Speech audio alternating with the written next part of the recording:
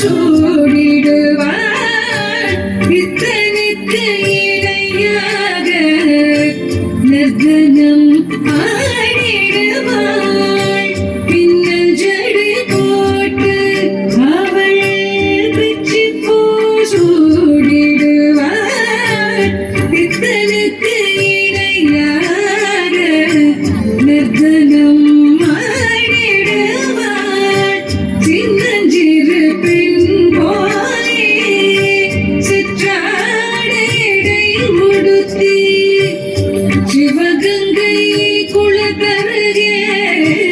Sri Durgai சிரித்திருப்பாள்